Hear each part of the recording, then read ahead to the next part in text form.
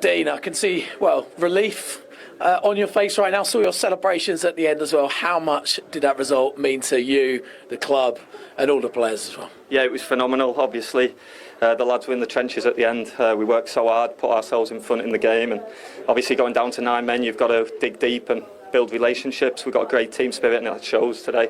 Everyone working so hard for each other. At the end, no one knew what positions anyone was playing, but they were throwing the bodies in the way, defending the box like mad, and we thoroughly deserved it. And talk about yourself right at the end there, rescuing them with a save right at the end. How important was it to just keep concentrating, because there's about 14 minutes added on at the end? Yeah, of course, you've always got to stay ready, and I knew I'd have to make a big save towards the end for sure. So yeah, I've got to be ready, and I've got to help the team when I can, so it was important. Let's try and go back to the start then. Great start from Palace, came out flying, and what a strike that was from Mateta. Yeah, unbelievable. A touch of magic from him, and we know he can do that. I thought we could have maybe took the game more to them, went and got the second. Obviously they penned us in. They're a very, very good footballing team around your box. You've got to stay concentrated. They created a great goal.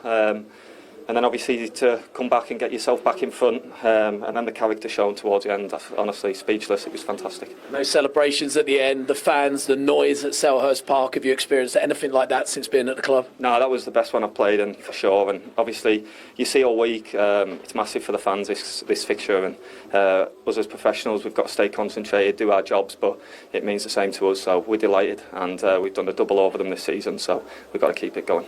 Now at Selhurst Park there was plenty of drama because Crystal Palace... That's magnificent.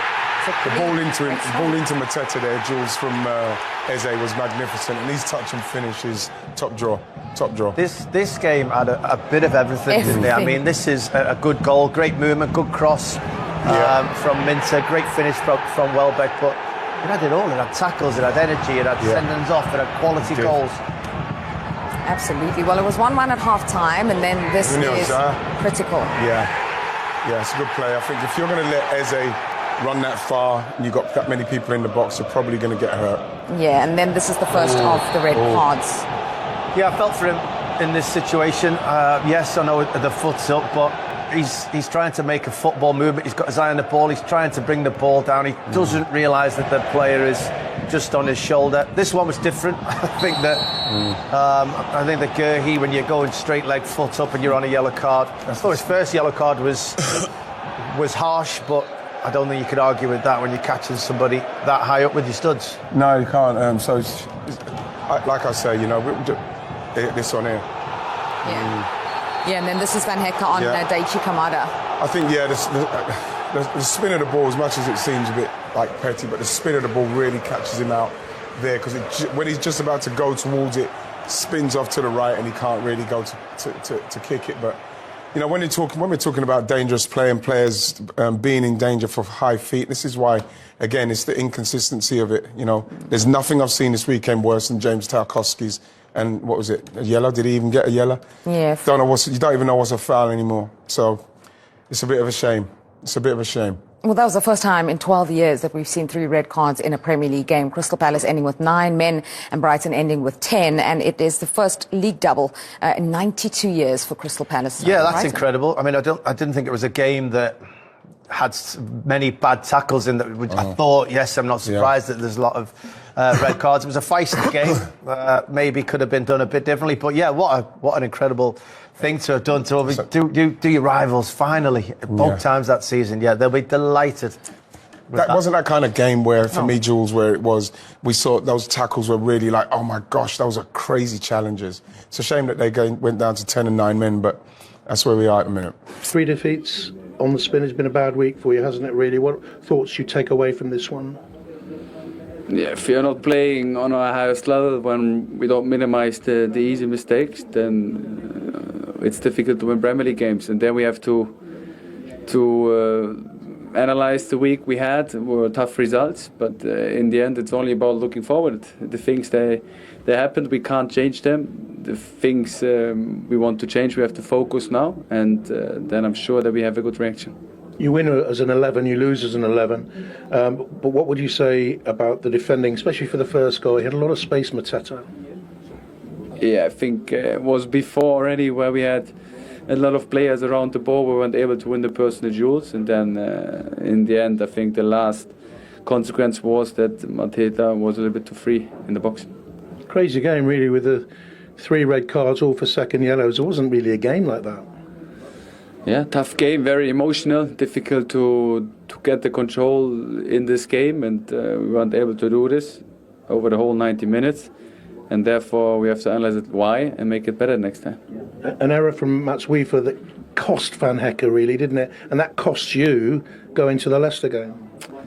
Yeah, that's football. In the end, mistakes happen. You have to analyse it, and it shouldn't happen. But like I said, it's a very young group, and we have to be clear that all the players that are young, they make mistakes. In the end, we don't want that they repeat it twice. But like I said, they learn from these mistakes. We have to analyse it. We have to help them to get better. Some of those mistakes, can they come down from mental tiredness? You had a lot of the ball, didn't you, in terms of play today, but just mentally, are they missing a little bit at the moment?